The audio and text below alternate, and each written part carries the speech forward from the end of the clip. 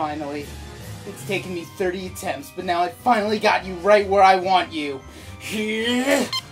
No.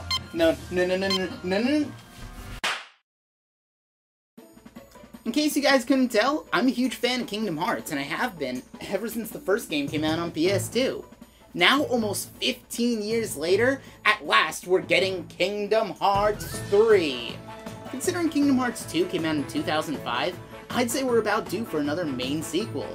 Now, even though Kingdom Hearts 2 was the last numbered title we've gotten, it's definitely not the last game we've gotten since. For some reason, Nomura thinks that in order to understand Kingdom Hearts 3's plot, we're gonna need about 10 or so games to fill the gap. We're talking Birth by Sleep, Coded, Recoded, 358 Days Over 2, Unchained Key, V-Cast. Oh, what, you forgot about that one? Because I sure as hell haven't. The most recent game we've gotten since is Kingdom Hearts 3D. I'll let you guess what system that's for. Wii U. Kingdom Hearts 3D Dream Drop Distance takes place in between the events of Kingdom Hearts Recoded and Kingdom Hearts 3.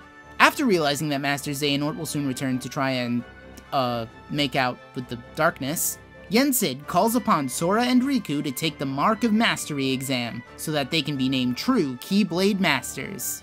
In order to pass, they will have to travel to 7 sleeping worlds, find and unlock their keyholes, fight some monsters, and retrieve a mysterious great power. Birth by Sleep also had a Mark of Mastery exam. They fought some bubbles. Sparred for like a minute.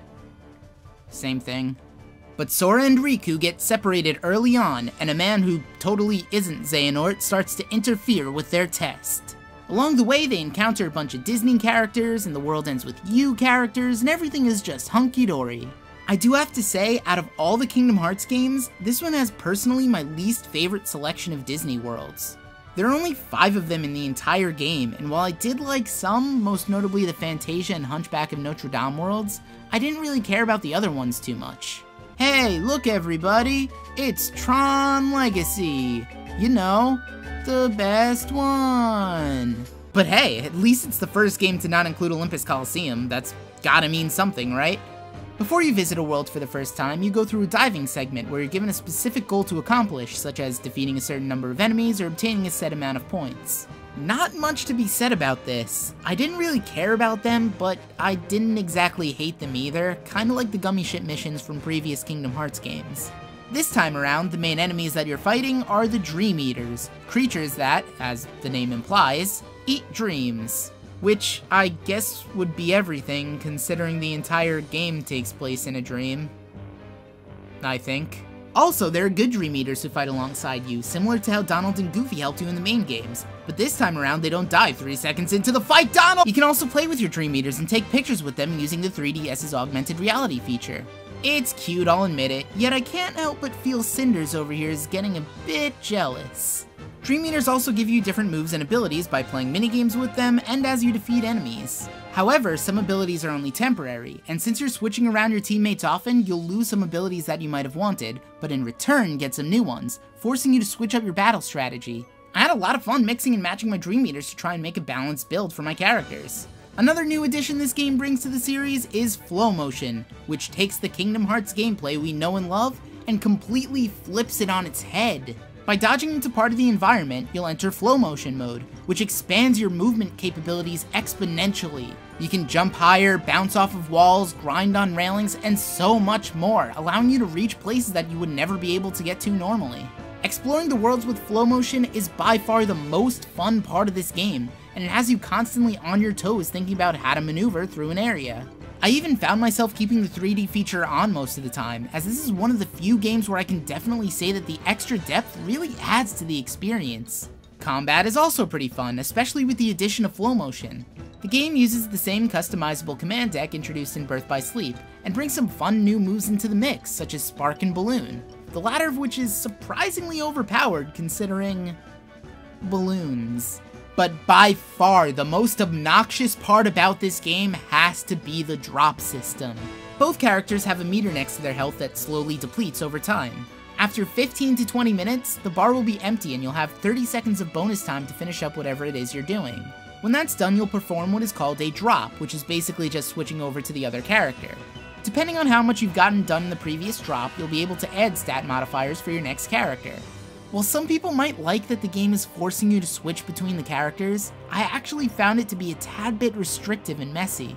Other Kingdom Hearts games like Chain of Memories and Birth by Sleep let you play through the entire story as one character, and then play through the game again as another on a separate save file.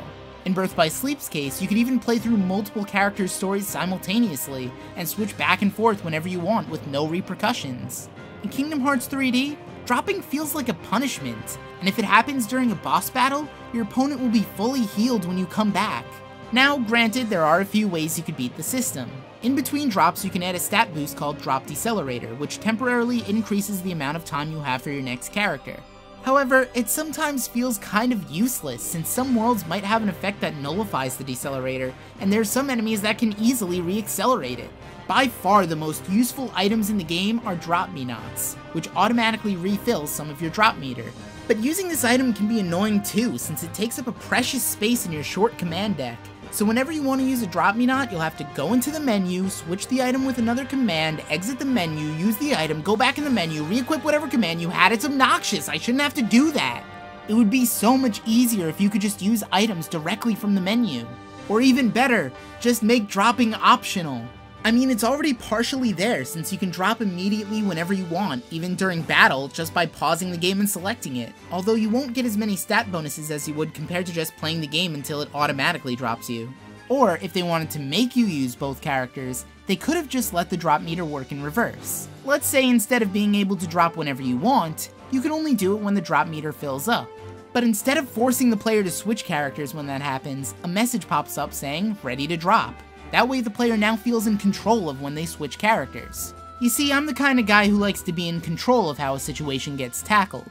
If I saw that message pop up, I would say, hey, cool, I can switch to the other character now. When I'm done here, I'll go find a save point. Instead of, ugh, time's almost up, forget it, gotta go find a save point. You see, when you directly feed players options, it gets them to think about their choices more. Say if I drop now, I'll get to go and see the other character's story. But if I keep going a bit longer as my current character, I'll be able to afford more stat boosts. When you force the character switch onto someone, their reaction is different. If you're near the end of a boss battle and you're about to drop, you get frustrated because the game is forcing you to do something that you don't want to do. Now, do I think Kingdom Hearts 3 is a bad game? Absolutely not.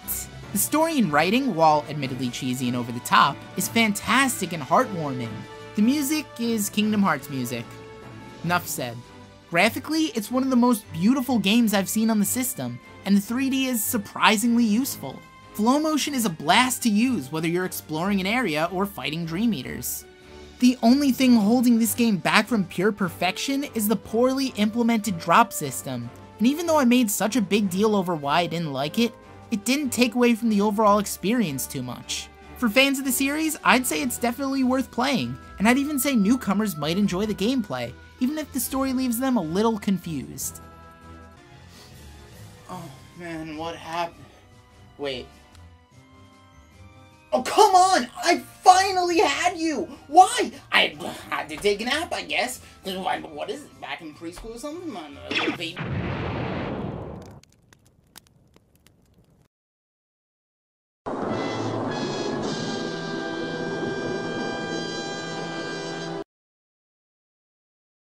Hey guys, thank you so much for checking out my video. If you enjoyed it, then go ahead and leave a like, share it with your friends, or hey, maybe even subscribe. If you want to keep updated on what I'm doing, then go ahead and check out my Facebook and Twitter in the description below. And if you have any recommendations for new videos, then go ahead and leave a comment. See you guys next time.